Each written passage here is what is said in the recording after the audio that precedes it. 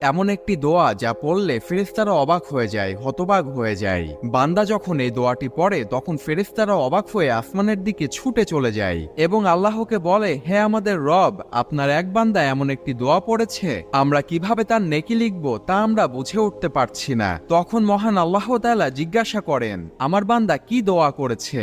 যদিও আল্লাহ তাআলা এ সম্পর্কে আগে থেকেই জানেন, তবুও তার ফেরেশতাদেরকে জিজ্ঞাসা করেন। তখন ফেরেশতারা বান্দার সেই দোয়া সম্পর্কে বলে। তখন আল্লাহ তাআলা বলেন, আমার বান্দা যেই দোয়াটি করেছে তোমরা শুধু সেইটাই লিখে রেখো, তোমাদের নেকি লিখার দরকার নেই, কেননা এর পুরস্কার আমি আমার বান্দার সাথে পরকালে সাক্ষাৎ করে নিজেই দান করব।